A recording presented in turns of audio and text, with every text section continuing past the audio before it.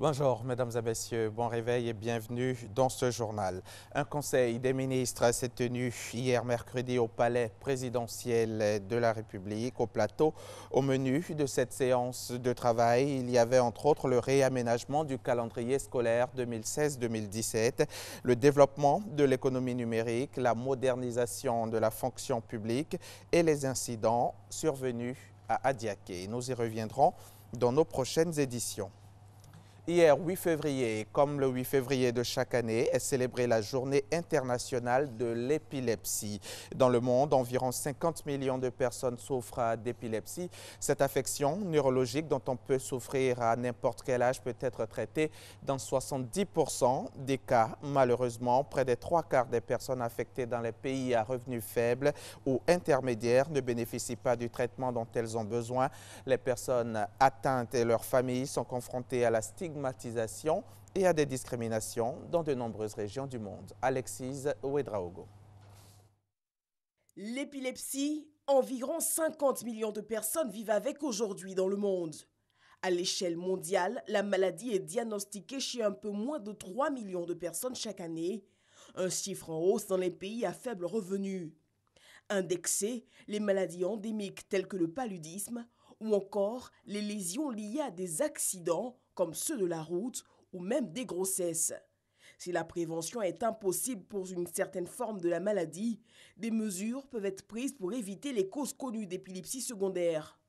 Parmi elles, la prévention des traumatismes de la tête pour éviter l'épilepsie post-traumatique, l'amélioration de la qualité des soins prénataux pour réduire les cas d'épilepsie dus à des traumatismes à la naissance. Par ailleurs, bon à savoir pour les parents, faire baisser la température d'un enfant fiévreux peut réduire le risque de crises fébriles qui peuvent souvent déboucher sur des cas d'épilepsie secondaire. L'épilepsie représente 0,75% de la charge mondiale de morbidité. La Journée internationale de l'épilepsie, célébrée le 8 février de chaque année, a pour but de promouvoir les droits des malades épileptiques dans le monde. En Côte d'Ivoire, une bonne partie de la population atteinte de cette maladie est atteinte de cette maladie qui reste mal connue. 7% de la population pour être précis. Et jusque-là, il existe des préjugés. Les malades sont stigmatisés. Pourtant, la maladie se guérit. C'est ce que nous dit Sita Soro. Cris, convulsions, bave, perte de connaissance, cette mère les vit au quotidien à chaque crise d'épilepsie de son fils.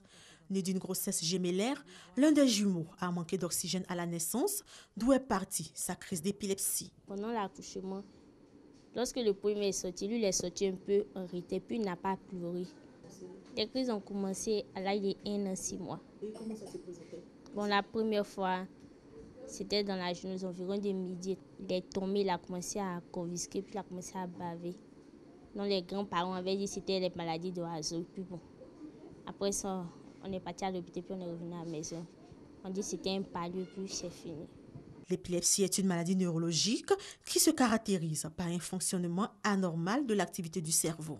La personne atteinte d'épilepsie peut tomber et éprouver des contractions musculaires et convulser. Elle va se manifester par des signes cliniques. Ce qu'on connaît, c'est la grande crise. Antérieurement, on parlait de crise grand mal. Dans les techniques, on parle de maladie de l'oiseau. La personne pousse un grand cri, elle tombe et puis elle est agitée avec les secousses des membres. Ça, c'est la crise la plus importante qu'on connaît. Et sinon, les manifestations sont très nombreuses en fonction du territoire du cerveau qui est en crise. C'est un problème de décharge électrique. Il existe 3 catégories d'épilepsie que sont les épilepsies secondaires ou symptomatiques liées à une lésion cérébrale, les épilepsies idiopathiques, souvent liées à une prédisposition génétique, et les épilepsies cryptogénétiques, dont les causes restent inconnues. Ce sont plus de 50 millions d'épileptiques dans le monde, soit 5% de la population mondiale. En Côte d'Ivoire, ce chiffre est de 7%. La maladie est plus fréquente dans les pays en développement et les plus touchés sont les enfants et les personnes âgées.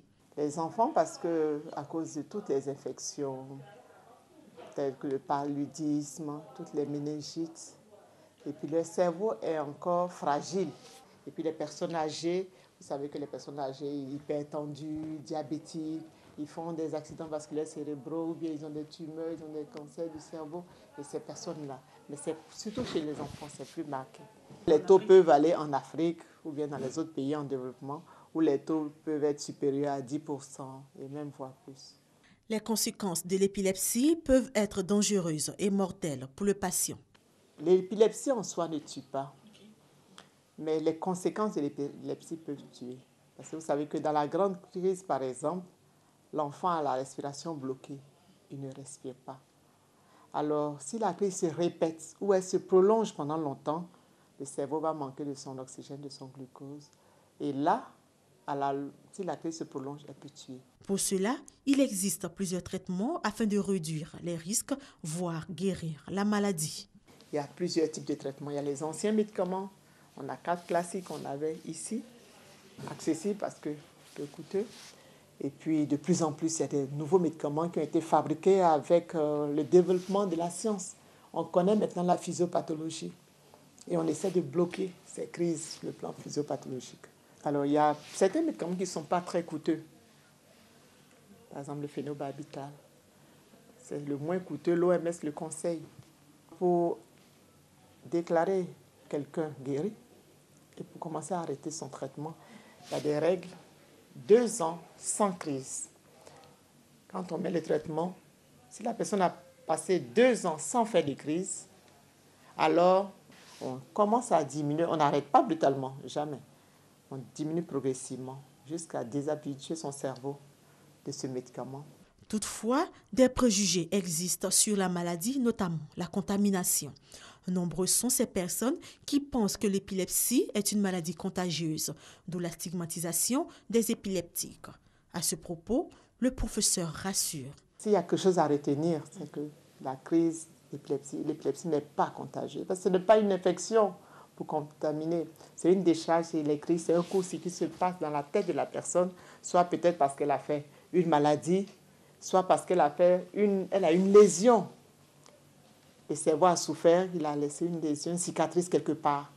Et ça se passe dans la tête de la personne, mais pas dans la tête de celui qui va le toucher. Donc on peut manger avec un épileptique, on peut manger dans la même assiette, avec les mêmes verres, les mêmes assiettes, les mêmes cuillères. Depuis le début de son traitement, cet enfant va de mieux en mieux et les crises sont devenues moins fréquentes. Aujourd'hui, il mène une vie presque normale. Aujourd'hui, ça va. On dit pendant 2 ans. Si on suit bien le traitement, il sera guéri.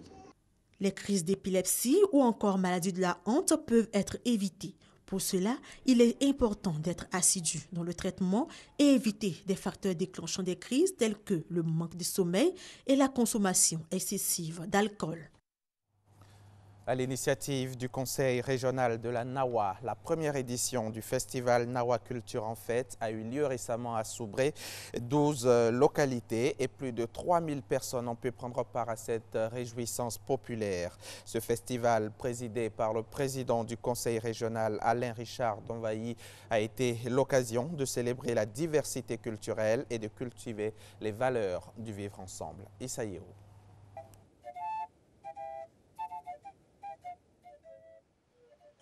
Le festival Nawa Culture en Fête, pour célébrer la diversité culturelle dans la région de Soubré et de ses environs.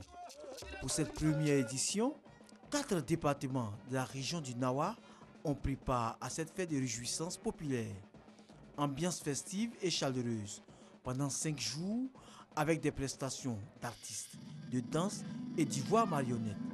Ce festival ouvre une nouvelle ère pour la culture et la reconnaissance des artistes de la région. Pour le président du conseil régional de la Nawa, ce festival vise à établir un dialogue entre diverses cultures. Alain Richard Donvailly indique également qu'il incarne des valeurs de solidarité, de partage et du vivre ensemble. Avec le festival Nawa Culture en Fête, le conseil régional de la Nawa célèbre la culture en valorisant la richesse de la création contemporaine et traditionnelle. Il a permis à 1600 enfants de repartir chez eux avec des cadeaux. L'actualité internationale, en bref, les recherches se poursuivent pour retrouver la religieuse colombienne enlevée dans la nuit de mardi à mercredi au sud de Bamako, à quelques dizaines de kilomètres de la localité malienne de Koutiala. 2 suspects ont été arrêtés dans le cadre de l'enquête. 6 employés du CICR, le Comité international de la Croix-Rouge, ont été tués hier mercredi 8 février dans une embuscade tendue par des hommes armés dans le nord de l'Afghanistan. 2 sont portés disparus. Le CICR est sous le choc. Cette attaque ciblée contre les humanitaires soulève la question de leur avenir dans le pays où la situation sécuritaire ne cesse de se dégrader. Tard dans la soirée hier donc, l'organisation a finalement décidé de suspendre ses opérations. L'ancien Premier ministre somalien Mohamed Farmajo a été élu président de son pays avec 184 voix contre 97 pour le président sortant Hassan Sheikh Mohamud.